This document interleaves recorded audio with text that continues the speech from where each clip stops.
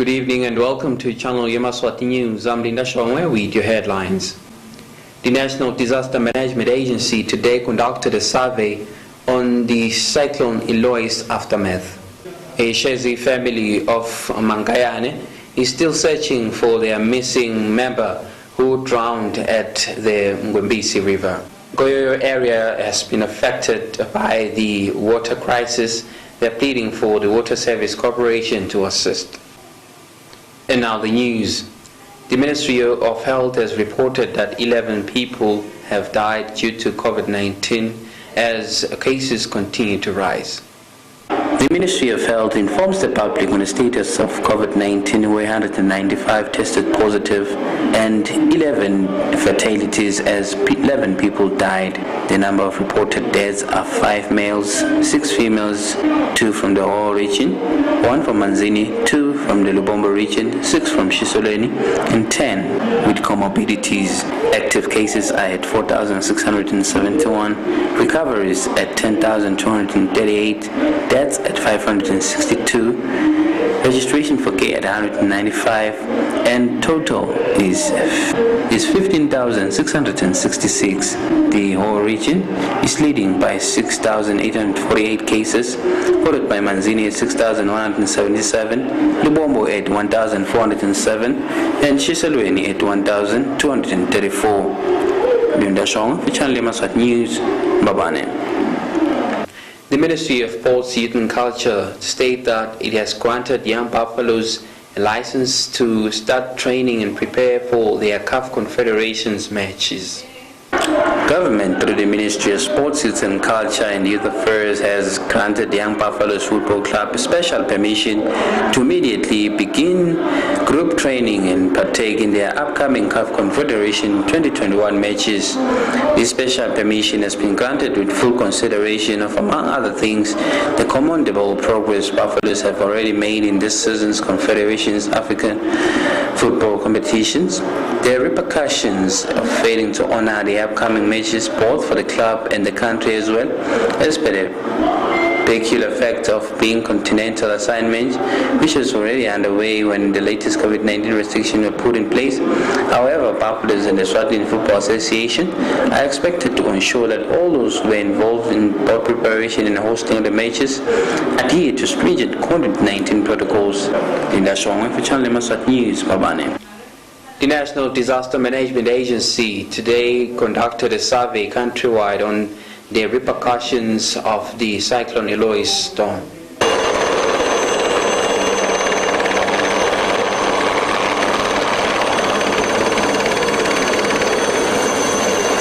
The National Disaster Management Agency, Mercy Air Flights, and the Yemaswati Defense Force today collaborated on an effort to make an assessment of the Cyclone Eloise storm, which caused havoc in the country.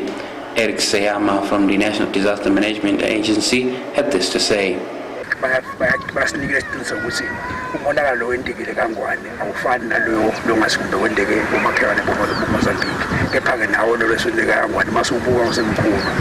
The assessment is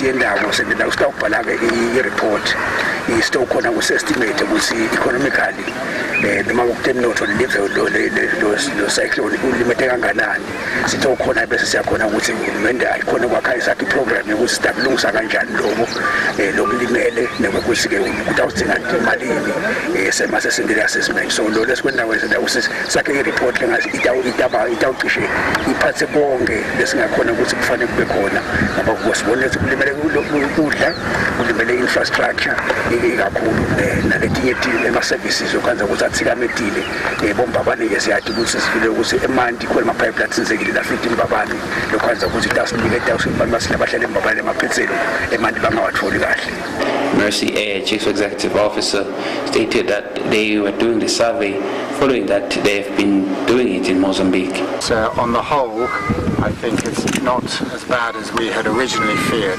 MDMA seem to be very well organized here, and I've been very impressed with the work that they've been doing with their surveys, and it's been a pleasure to work with them and to help them, and I am hoping that it will be the start of a relationship where we can do this again if Eswatini is in need. Umudo Eswatini Defence Force representative stated that this collaboration will assist the country in many spheres. Kulandzela imigwaqo, kulandzela indzawo sithele sithola khona le reporting. Siholwa ngekuba baba NDMA. Siwentile ke lokho la namhla saqedza la siqedle khona. La kusale khona sawusale siqhubeka. Kusho ukuthi sibonile nathi ukuthi sinayo le capability yokuthi singawenta lo msebenzi. Kodwa umsebenzi lo nje uyabe muhle nanibambisana nehlobo lethu noma ke bengani be. Laba baka Messi basentele lokukhulu kakhulu.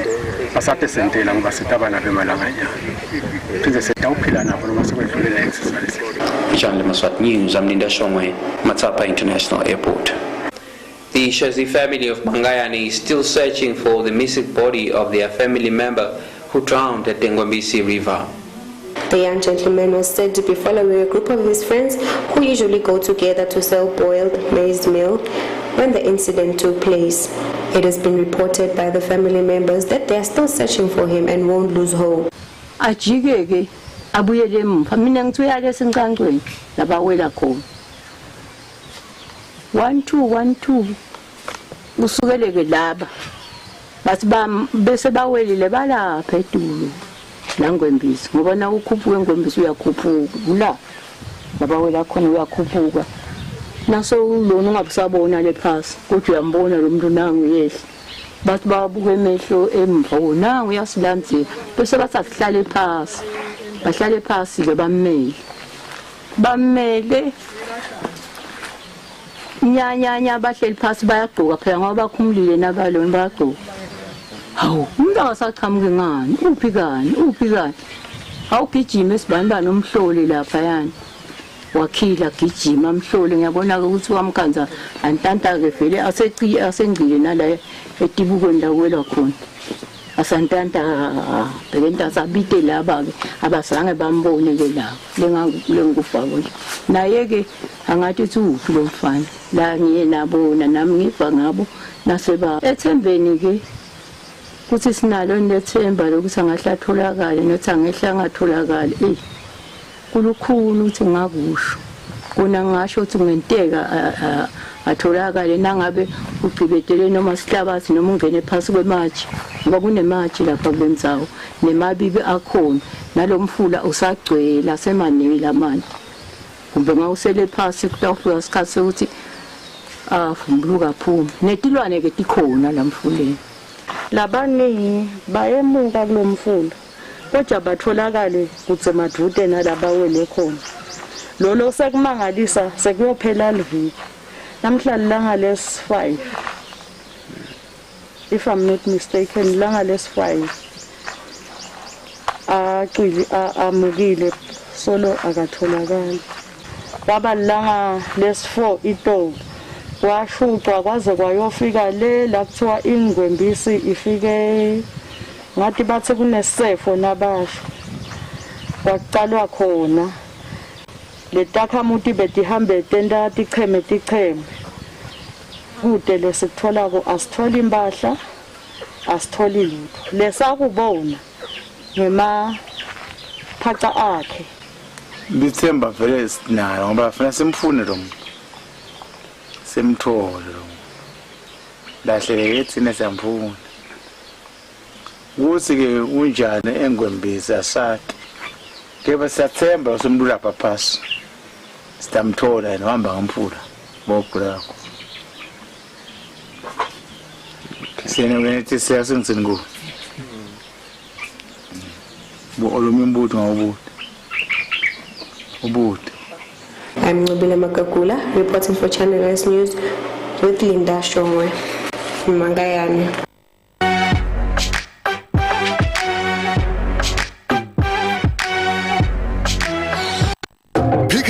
Has a heart for Eswatini, which is why we bring you the best every day. Get combos like Sansan Rice 10 kg, Sansan Cooking Oil 2 liter, Topscore Super Maize Meal 10 kg, and First Golden Brown Sugar 3 kg. Buy all 4 for only 270 emalangeni and get 7 kg potatoes, 7 kg onions, 5 kg carrots, and 5 kg beetroot. Buy all 4 for only 129 emalangeni. Valid until the 2nd of February, only at Pick n Pay Eswatini. Good news for Nhlangano and surroundings. The Family Life Association of Eswatini has opened a clinic at Bethesda Mission, Natick premises. We offer contraceptives and family planning services, STI screening and treatment, child growth and monitoring, antenatal care, cancer screenings, and more.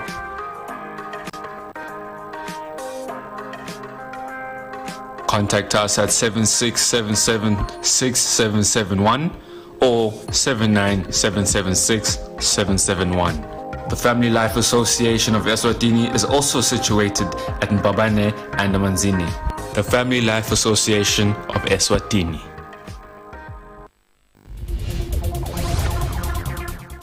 Nasesikhathini te-COVID i-HIV and AIDS solo indzaba lemcoka lefuna kuthi siyicaphele nangabe siyalala sisebenzise i-condom kubantu labasha thina labakholwako i-abstinence noma kungalali solo indlela yokudivikela ntombi hlala ngentombi jaha divikele teluse nginifisela emaholide lamahle neminyaka lomusha wa 2021.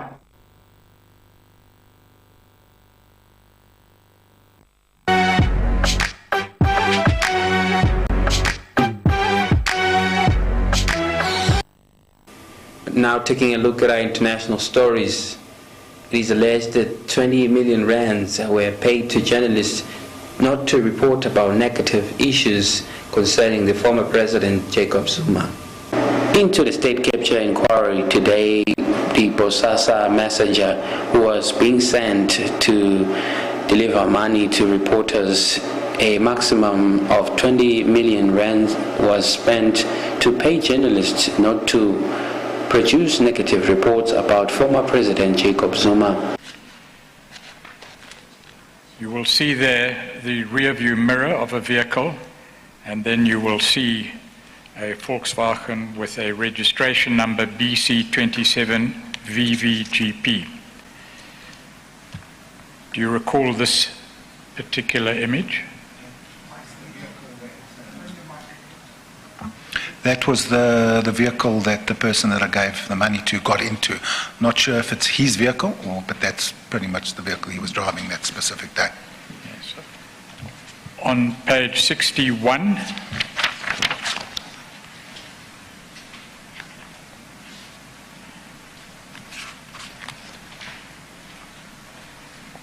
we will insert exhibit numbers in the transcript in due course, Chair. Thank you. But I'm hesitant to do it now in case the sequencing is incorrect. Yes, okay. Who is that person that appears on that screenshot? That's the person that would always come with me when I delivered cash because I was carrying so much cash. Journalists will be roped in to testify at the State Capture Commission. Which on Yemaswati News, I'm Linda Shongwe, Babane. The Manzini Regional Task Team states that it is important for Yemaswati to heed to the safety precautionary measures to halt the spread of COVID-19. People have been arrested in the city of Manzini for breaching the rules that prevents them from drinking and selling alcohol. Manzini Regional Administrator and the Manzini Regional COVID-19 Task Team Chairman state that it is important for Yemaswati to comply in adhering to the government precautionary measures to halt the spread of COVID-19, especially as alcohol has been banned. It is essential for people to respect that measure which has been set by government to reduce the spread of COVID-19. He stated that they have made arrests in the city of Manzini, following that people were found to have been selling and consuming alcohol while it is under ban.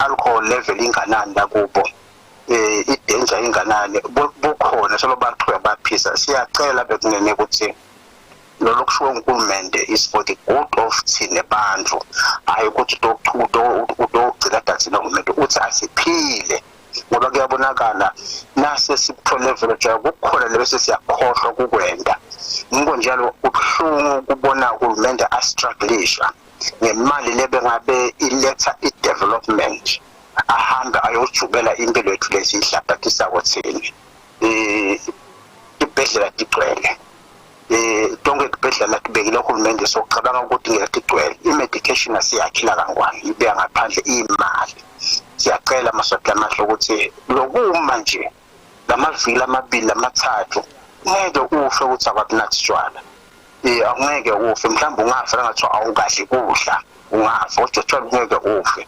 asesibuzile nje sisibukile lamavili amathathu lithi lingaphila live kudawubuyela konke kube normal sibuyele sijabule sigithe lokunye angiyale bekunene solo baningi labathi bafuna kuyoteka bafuna kwenda umthimba bafuna khipha sithinjana asekume konke ukuthi uHulumende imibuthano yonke ayime lesicela konje kamanzini lokunye besikhulumisa ititolo kulevili lesuka kulo nje sesikhanza iopposition iyasihlangabedela ukuthi sicela ukuthi ititolo lethu letipheka kudla asetime ukuthi bantu bakhumule ama-mask bahlale ngekhathi badle ngoba kugcina kusambuthano lowo nawudla kukhipha imask kugcina kungagcina kuthelelwana sithi sonke indlela lesisola ukuthi singabanga kuthelelana asesidende nje sinake. He stated that the solution to overcoming this situation is in the hands of Yemaswati. Which on Yemaswati News, I'm Linda Shomwe, Manzini. Goyoyo area has been greatly affected by the water crisis due to the storms that have broke many pipes that are supplying water from the Lubotlo Dam. The Ngoyoyo and Bolonjeni residents in Babane were also part of the highly affected areas when Cyclone Eloise hit, as the water pipes were damaged and the residents are facing a water crisis. A member of the Mojane Inkundla administration has therefore requested on behalf of the community that the Eswatini Water Services Corporation assist them, as they are now unable to use toilets, as well as the struggle to get even drinking water.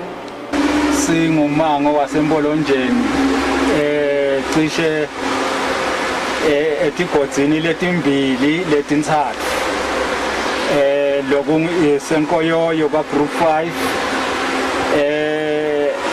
ekhathi nalomango ka group 4 ekhathi nalomango emasokeni ka group 3 ikhona lenkinga yokuthi lamanti angede afinyelela itolo ke ahambe ngabo 11 emini toti ke manje akakabuyi cishe kuto tonke letigodzi takithi elele ngitibalile nje Nkoyoyo group 4 bese sekuba semasokeni ka group 3 athi kodwa nje siyayicela inkampani ka water ukuthi mane iphuthume sizathu ukuthi sicele inkosi yami inkampani lesiyethembile naloko ukuthi ke ngiyona inkampani lesiniketa kuba khona kwemandi siyathokoza ke ngalamandi ngoba angemandi lacwaningiwe ngato tonke tindlela tetempilo angilaphephile ngetulu kwaloko ke lo ngathi ke mhlawumbe sifika lapho sicela khona ukuthi abafane basikhumbule bakawater basibambise nje ukuthi abe khona lamanzi ukuthi tonke letindlu njengoba libona nje selidolobha leli selendlula imbabane lempolonje tiyasinka letindlu emakhishini tiyaflasha kuma toilets sekude indlela lo ungenda ngayo noma ungathiwa hamba emfuleni uphathe isitulutulu kude lokho ukuthi utawukhelela kangakhi ngesitulutulu. Siyabonga ke lokho ukuthi evikini leliphelile ku weekend bakhona ukuthi basisonzetela eManti ebus rank enkoyoyo lokwasisita kakhulu sifo kodwa ke vele siyalicela lo sito ngoba njengoba sisho nje ukuthi tonke letindlu tiyaflash ukaze ukuthi ekhaya mhlambe timbili tintathu tindlu leti flash abo letisinkako so kungako sigicika nje kuba kawater ukuthi inkosi yami basibonelele simbolonja. I'm Nabila Makagula, reporting for Channel Yemaswati News with Kimbali Mavuso. Recapping our top stories to end the English news.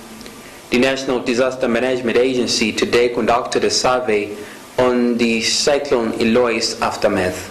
A Shezi family of Mangayane is still searching for their missing member who drowned at the Ngwembisi River. Goyoyo area has been affected by the water crisis.